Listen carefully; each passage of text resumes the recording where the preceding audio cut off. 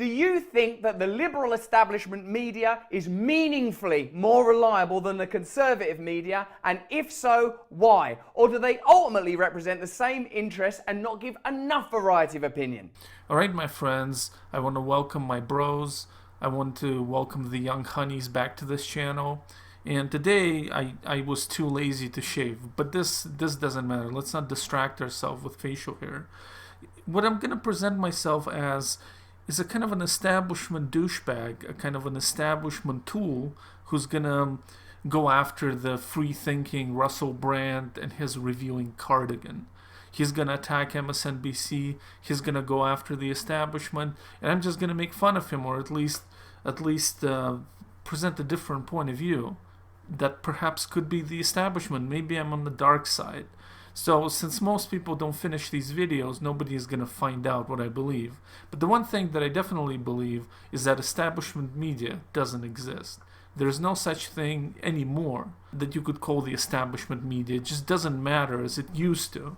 But this is something the petals of the lotus of my insights are gonna unravel in this video, but I'm sure by the time that the petals fully open, nobody's gonna be watching this. Now, I went on Bill Maher the other day and I had a conversation about the mainstream media, in particular, the differences between MSNBC and Fox News. My perspective is that all mainstream media outlets are so beholden to corporate and commercial interests that they will not give you the type of information you need to make valid decisions about the way that systemic power operates. That's my position. So Russell Brand is actually 100% correct there. Those channels don't exist to give you some big picture of political power. They're there as infotainment. People come home from work, they want to feel that they're right about something, and they want to feel that the people who they dislike in politics are clowns. And so people get fed the same thing each and every day, and if somebody swapped what they were viewing for, let's say, Noam Chomsky talking about the power dynamics, Noam Chomsky would lose. They would put him off the air because that's not what they're there to see. We have to acknowledge the basic demand that exists to make these channels possible. It's not just the corporate overlord, but it's also public's demand for a certain type of infotainment they want when they come home from work. So I don't think Fox News is the answer. I don't think MSNBC News is the answer. But the person that I was on the show with, John Hellman, is an MSNBC anchor, and he was obviously advocating for MSNBC. Just to be clear, he's a human being, and I love and respect all human beings. But what I want to say is that I truly believe that MSNBC are also a corporate media outlet, have incredible biases and prejudices that relate to their funding, their political biases, and some important distinctions around liberal establishment media that I think are worth analysing. So let's have a little look at the appearance on Bill Maher, and then we'll talk about why I think MSNBC, if they're better than Fox News at all, aren't better enough. John, I've not known you long, but I love you already. But I have to say that it's disingenuous to claim that the biases that are exhibited on Fox News are any different from the biases exhibited on MSNBC. It's difficult to suggest that these corporations operate as anything other than mouthpieces for their affiliate owners in BlackRock and Vanguard. So I don't know who owns NBC, but I know who owns Fox News, and that's Rupert Murdoch. Now, when Rupert starts to look around for a GOP candidate to back for president, the one person he doesn't want to see there is Donald Trump. Now, Rupert Murdoch is an establishment right-winger. He doesn't like Donald Trump's mood swings and his instability and all the drama and the porn actresses that come with this. He doesn't want it. But the one thing that he cannot do is to order Fox News to attack Trump, because so many of Fox viewers want Trump to have a second go at it, at the presidency. And so sometimes, yes, sometimes the horse is in front of the cart. Sometimes the demand of actual viewers dictate corporate policy, because the corporation knows that it cannot survive without its Trump-loving viewers. And so it's not enough, you have to use your brain. And even if corporations are bad, and I'm not saying that they're good, but that there are different corporate and viewer pressure that corporations have to answer to, even if they don't want to. Two of the biggest investors in MSNBC are BlackRock and Vanguard. We'll unpack that a little more in a minute. I've been on that MSNBC, mate. It was propagandist nutcrackery on there. I've been on a show called Morning Joe. It was absurd the way they carried on. Good Morning Joe. Yes. Yeah, I don't know what it was. It wasn't morning. There was no one called Joe there. No one could concentrate. They didn't understand the basic tenets of journalism. No one was willing to stick up for genuine American heroes like Edward Snowden. No one was willing to talk about Julian Assange and what he's suffered trying to bring real journalism to the American people.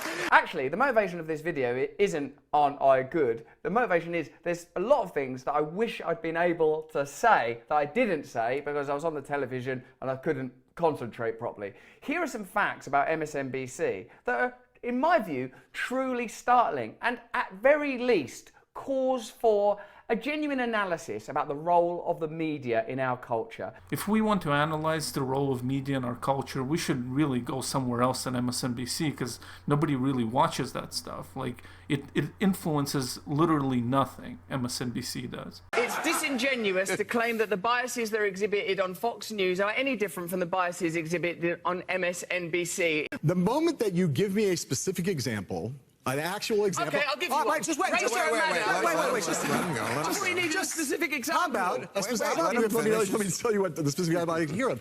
I'd like to hear a specific example, a provable specific example of an MSNBC correspondent or anchor being on television saying something they knew was false and were saying behind the scenes. Do you want an example? Yes. The ludicrous, outrageous criticisms of Joe Rogan around ivermectin, deliberately referring to it as a horse medicine when they know it's an effective medicine. Yeah, that's not a bad Rachel example. Maddow turning up on the TV saying if you take this vaccine, you're not going to get it when it hadn't been clinically trialed for transmission. Non-responsive. You have to listen. Wait. Do you think you can improve America by think we could all be determinedly and better. avowedly condemning Fox News without acknowledging that you're participating in the same game? So yeah, they are actually playing the same game, and this game is called infotainment. People from back in the day, that's the only way people consumed news for much of the history of news, is through over-the-top newspaper with huge headlines and cartoons of the other side. Infotainment is where it's at. And it's just ridiculous to believe that it only emerged with modern corporations. And the other thing I want to say is Russell Brand is so intent on showing the difference between Fox News and MSNBC.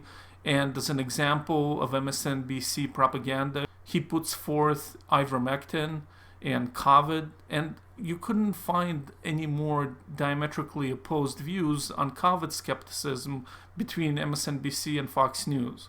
Like, Fox News had a completely different coverage of COVID. They gave a platform to a lot of COVID skeptics, and they certainly didn't go after Joe Rogan for ivermectin. So it appears to me that these two corporate entities, Fox News and MSNBC, went in different directions when it came to COVID, and maybe it's not a big corporate conspiracy, maybe it's not corporate four-dimensional chess that is being played here by the same owners of MSNBC and Fox News, and maybe these corporations just cater to the beliefs and biases of their respective audiences, and there isn't some grandiose corporate conspiracy to explain this.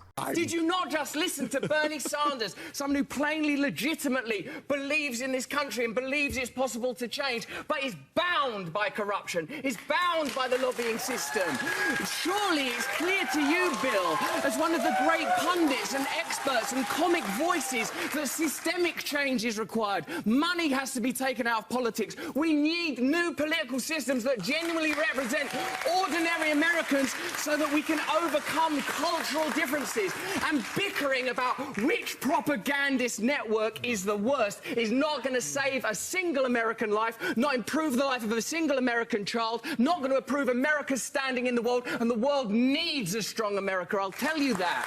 I'll tell you that. So you have an obligation, a duty, not to condemn these people. You weren't being a dick. So Dave Rubin said that Russell Brand was not being a dick, and I agree, but I am being a bit of a dick by noticing the power of Botox on Russell Brand's face, because when he was kind of talking about revolution, oncoming revolution, his eyes changed and his brows moved. but the rest of his face just remained kind of very static and in place.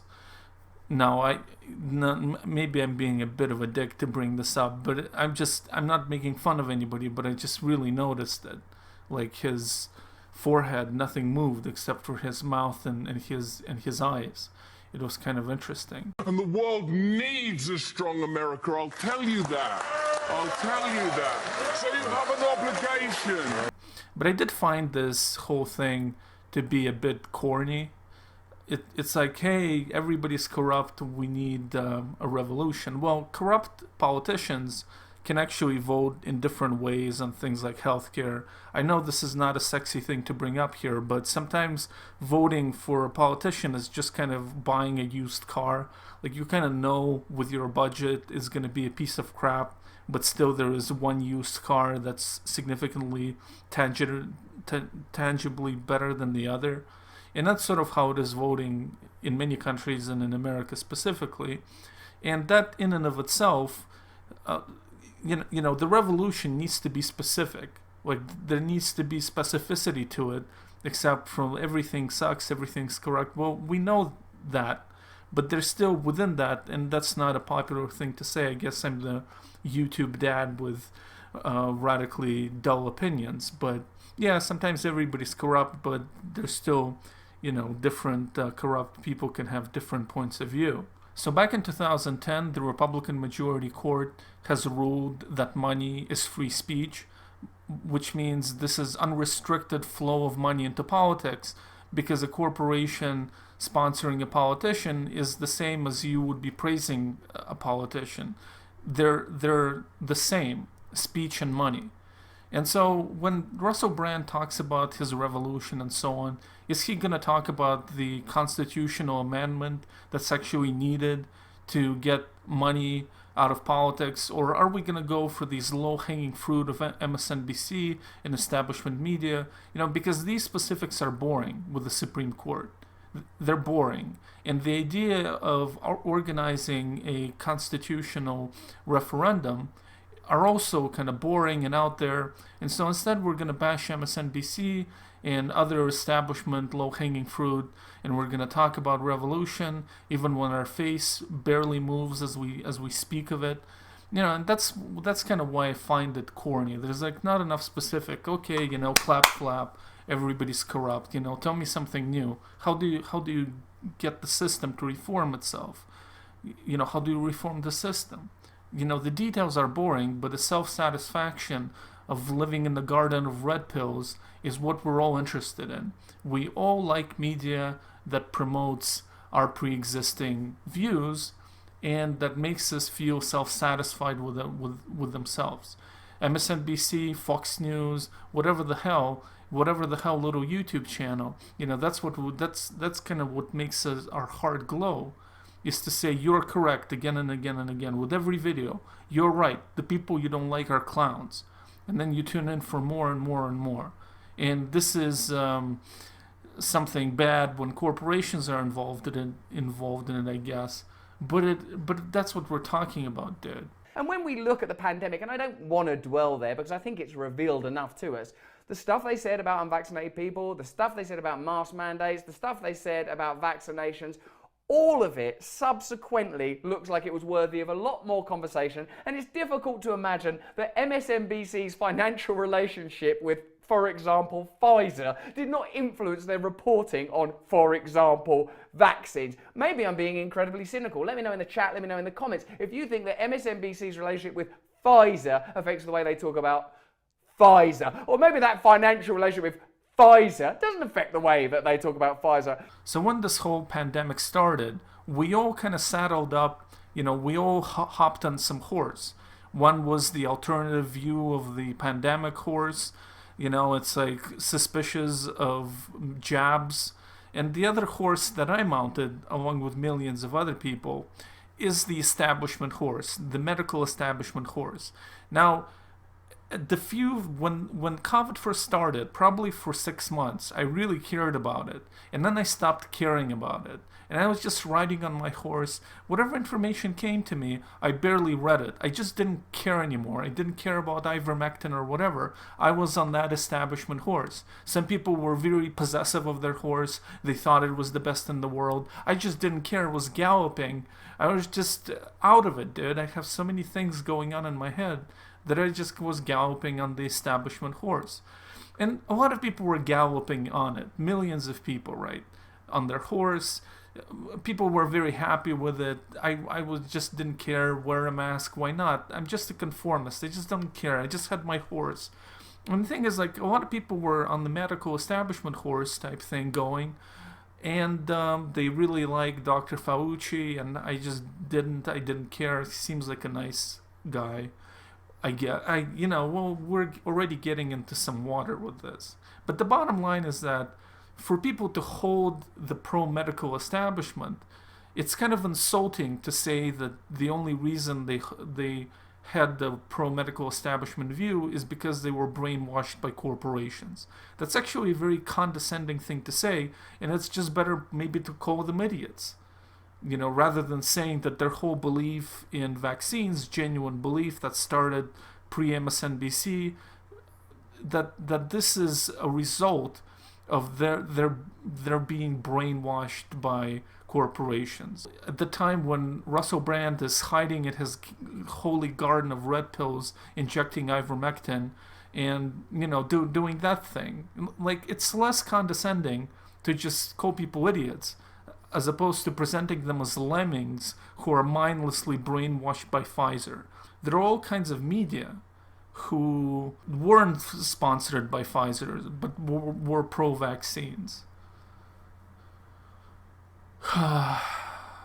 So I'm essentially saying that the vanity of small differences has become this celebrated battlefield where everyone's willing to shout and scream, oh, we would never do that on MSNBC. But look at what you do on MSNBC. What do they do on MSNBC? I don't know, man. Nobody's watching. Part of the problem, of course, as well, is that similarly, MSNBC and CNN benefited from Trump, deified Trump, required Trump. In fact, what a perfect example for the whole damn farrago. The fact is that they both benefit from figures like Donald Trump that are divisive and incendiary and drive eyeballs to the screen, to their channels. For whom? They're advertisers. Not because they truly care, but just that's the way that the business model works. What an insight that a country hungry for entertainment, hungry for infotainment, would find Donald Trump so captivating. Now, I wouldn't say they were exactly deifying him.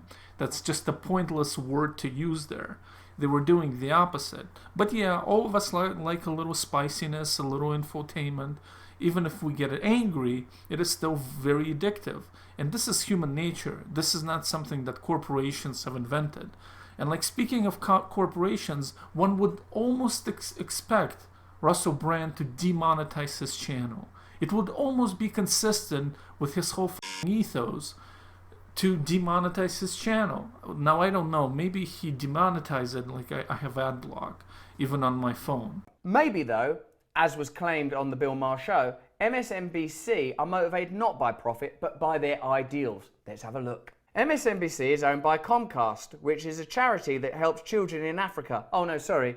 Which is a subsidiary of General Electric, the 14th largest defense contractor in the US. Oh, when are these children going to get helped? And the homeless too. The top 3 institutional shareholders for MSNBC are, wait for it, Vanguard, BlackRock, and State Street Corp. Now, unless State Street Corp is something to do with Sesame Street, that's not a good look. Here is what you will not hear on MSNBC. You will not hear experts who criticize insurance or pharmaceutical companies, and you will not hear experts who criticize Wall Street.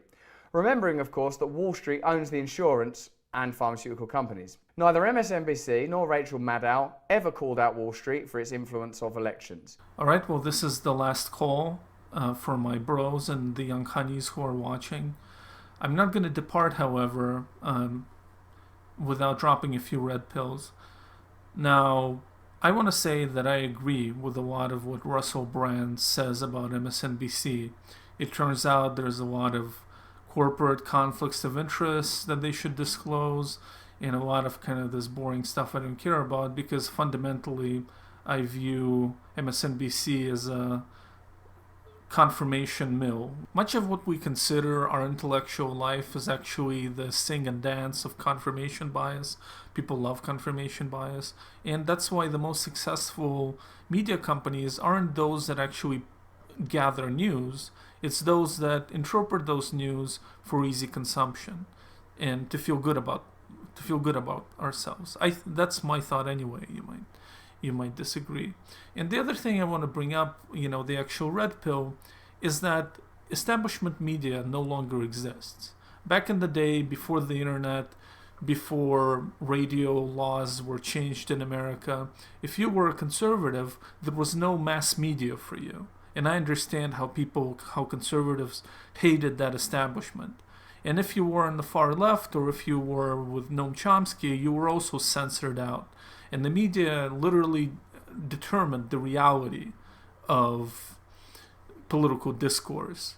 There was a complete domination of establishment liberal media in America.